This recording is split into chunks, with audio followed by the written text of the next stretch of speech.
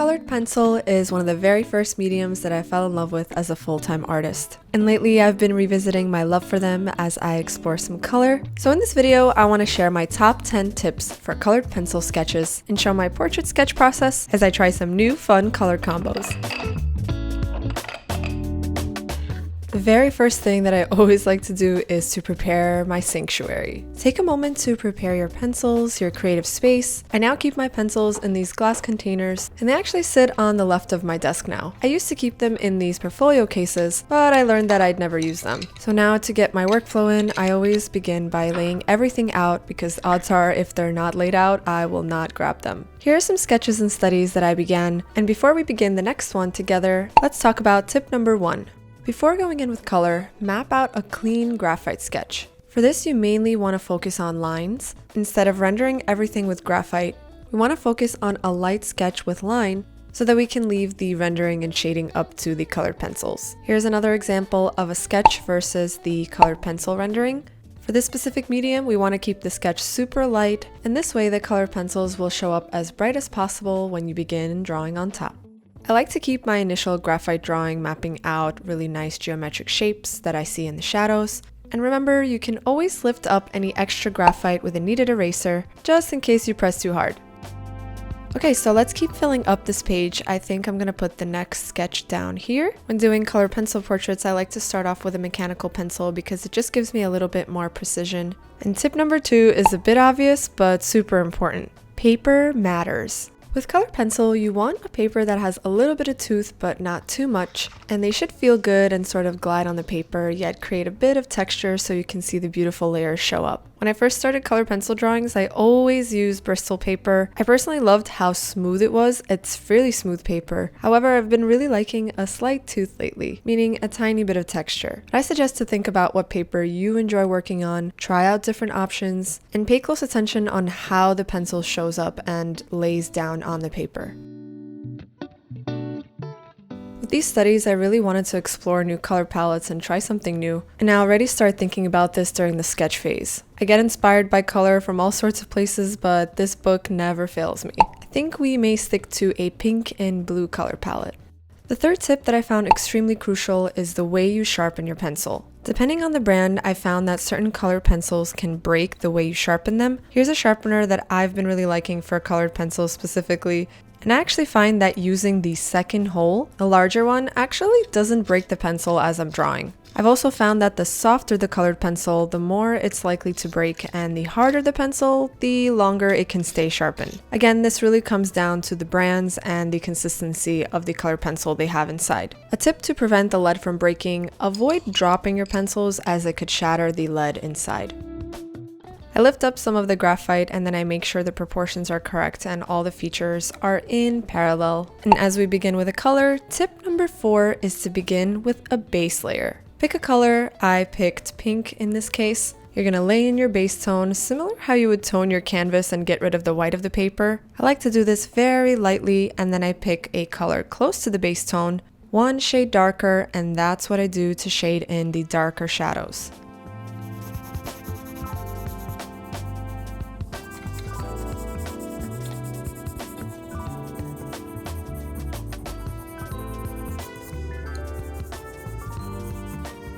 Whether you're drawing from a model or you're drawing from references, pick photos that have a clear highlight and shadow. This will bring more dimension to your drawings, and it will allow you to assign colors for the shadows and the highlights, which is our tip number 5. Now, what do I mean by assigning colors to highlights and shadows? In this portrait, I assign the warm colors to be the highlights and the cool colors to be the shadows. So the oranges, peach colors, and pinks are the warm colors for the highlights on the right of the face, and then we have our cooler colors for the shadows on the left. I actually have a full 1-hour demo for this portrait specifically up on my Patreon, so if you're interested in a slowed down, in-depth process of me talking about this and creating it together, check it out along with a library of collection of real-time videos on there as well.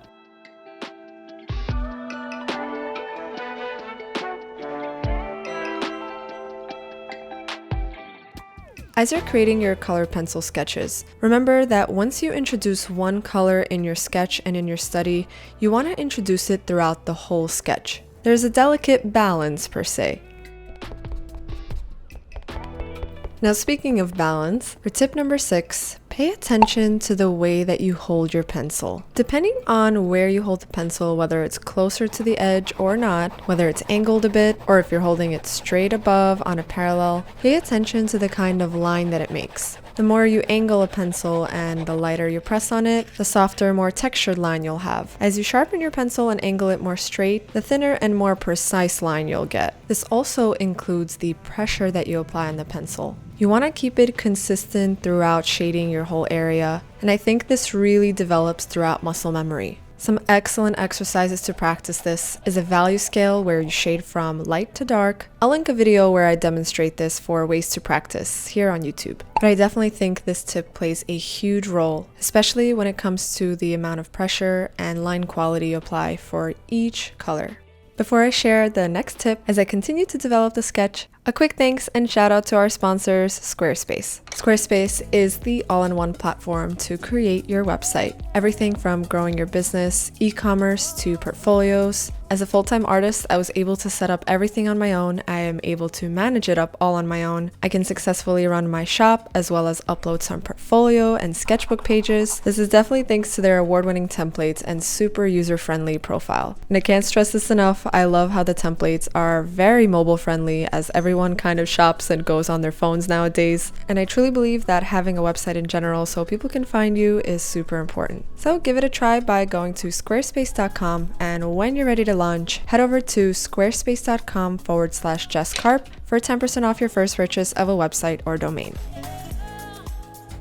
When I choose one color for the actual portrait, for example, the main base color here is blue, I like to use an analogous color or a complementary color for the background. And I love watching all the different colors mixed together. Now the reason this happens so beautifully is because of tip number 7, which is to create layers, layers, layers. This medium itself is a layering medium. It does beautifully when you layer different colors on top of one another with a very light pressure. And the beauty about it is it can also blend beautifully if you press a little harder. However, I've learned that in the very beginning stages, it's really beautiful to take your time, be patient, and create as many layers as possible. So as I'm in my process of drawing, I'm telling myself more layers, less detail.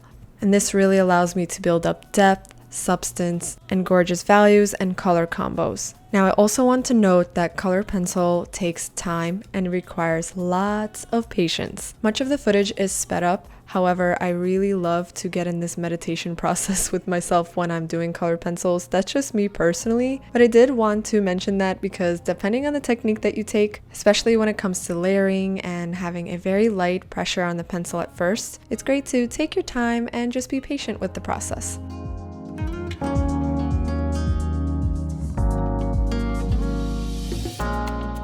The next tip may be something that you don't hear often. However, I find it really important to feel our colors as artists. Colored pencils are amazing for developing a bunch of different variations. Literally, the possibilities are endless. So hone into what you feel and the colors that you feel in the moment. You can plan an overall color palette, but also allow things to come in the moment. I definitely didn't plan on adding these turquoise colors and greens into her hair, but in this specific moment, I wanted to add a bit more color and create a connecting variation together. If you watch the channel long enough, you know that I love to say that everything is connected, and I like to connect all my sketches together on my page. Also, if you're new here, you should definitely subscribe to the channel so you don't miss out on any other videos. And if you've been here for a while, thanks so much for coming back. For tip number 9 is one of my holy grails for color pencil. I've discovered that the best way to lay in a beautiful, consistent layer is using this tiny circular motion with the pencil. I like to alternate with straight lines sometimes and also this little circular rounded motion. The combination of these two I find are like chef's kiss when it comes to creating movement, texture, and soft values throughout your drawing. Keeping a consistent pressure and moving the pencil in these directions. Basically, I like to lock my wrist and draw from my wrist rather than my shoulder, which you may have seen me mention in other videos. This way I'm really keeping that consistency, and if I'm really into my sketch, you'll catch me with 2 pencils in my hand. But yeah, this comes with hours of practice and getting that into your muscle memory. For tip number 10, I want to mention something that you can do in case you find something doesn't look the way you want it or you think you have a mistake. There are no mistakes, but quote unquote, if you want to fix something, I like to go in with a creamy white pencil. You can press relatively hard and it'll allow you to really blend in the areas, which will create this sort of thick layer of colored pencil, which you can then layer on top of. This is great for skin tones, and I usually like to do this whenever I want to create that final layer of blending. Two of my favorite white pencils that I found to work excellently are Prismacolor and Holbein.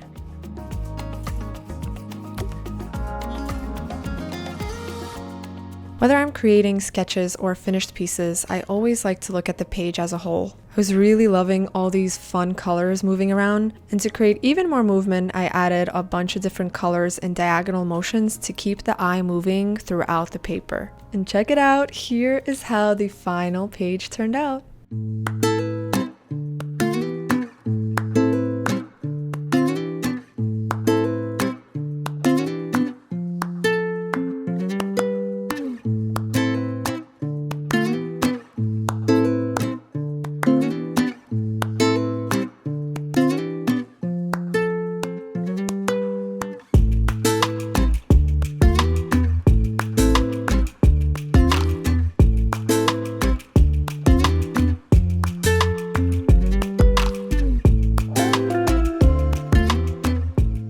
Alright guys, here's the finished result. Thank you so much for watching. I hope you enjoyed. I'll have some videos linked up on the screen if you want to keep practicing. I also recently uploaded an art resources video. It's definitely helpful for all artists of all levels, so definitely check that out. I'm sending you love and light wherever you are. Stay creative, and I'll see you soon.